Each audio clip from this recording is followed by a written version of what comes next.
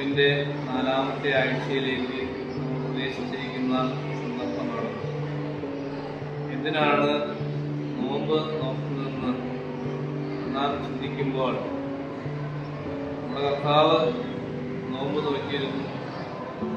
പഴയ നിയമകാലത്ത് മോശയും ഏലിയാവും നോമ്പ് നോക്കിയിരുന്നു. മോശ നോമ്പ് നോറ്റ് നമ്മുടെ കർത്താവിൽ നിന്ന് കൽപ്പനകളെ പാപിപ്പാൻ തക്കവണ്ണം ഇടയായത് അതിൽ നിന്നും മോശ നോമ്പ് നോറ്റത് മൂലം ദൈവത്തെ പ്രസാദിപ്പിച്ചു. അത് മുഖാന്തരമായി മോശയുടെ മുഖം സൂര്യനെ പോലെ പ്രകാശിച്ചു. ദൈവത്തെ പ്രസാദിപ്പിച്ചതും മുഖാന്തരമായി അവന്റെ ഭയം മാറുവാനും തക്കവണ്ണം ഇടയായി.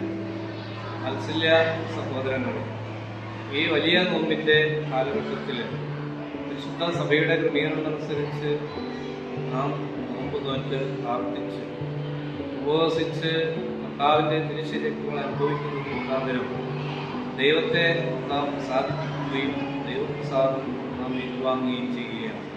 അത് മുഖാന്തരമായി മോശ എപ്രകാരം ദൈവത്തിൽ നിന്ന് അനുഗ്രഹങ്ങൾ പ്രാപിച്ചു, അപ്രകാരം നമ്മുടെ മുഖത്തിൻ്റെ തൊട്ട് പ്രകാശിപ്പിക്കാനും നമ്മളിലുള്ള ഭയം വിട്ടുപോകുവാനും ദൈവത്തെ അറിഞ്ഞും ദൈവത്തെ ആരാധിച്ചും ദൈവത്തിൽ നിന്ന് സാധുവരം ഏറ്റുവാങ്ങുവാൻ ഇടയാണ്. അതിന് ഈ നോമ്പ് മുഖാന്തരമായി തീരട്ടെ എന്ന് പ്രാർത്ഥിക്കുകയും ആശംസിക്കുകയും ചെയ്യും. നമ്മുടെ മുക്കന്നൂർ സെന്റ് ജോർജ് സെഗിയോൻ യൂത്ത് അസോസിയേഷന്റെ ആഭിമുഖ്യത്തിൽ കഴിഞ്ഞ 3 വർഷക്കാലമായി എഫാത്ത് എന്ന പേരിൽ ഒരു വചന സന്ദേശം നടത്തുക സാധാരണമാണ്.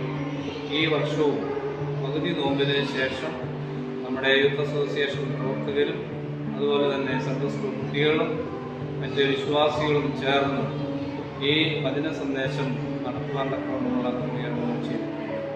അതായത് ഈ നോമ്പ് കാലത്ത് നമ്മുടെ വിശ്വാസികൾക്ക് ഏറെ അനുഗ്രഹകരമായി തീരുവാൻ ഇടയാകട്ടെ എന്ന് പ്രാർത്ഥിക്കുകയും അതിൽ നിങ്ങൾ ഭാഗാവാക്കുകളായി തീരുകയും ചെയ്യണമെന്ന് ഓർമ്മപ്പെടുത്തിക്കൊണ്ട് എല്ലാ നോമ്പിൻ്റെ ആശംസകളും നേർന്നുകൊണ്ട്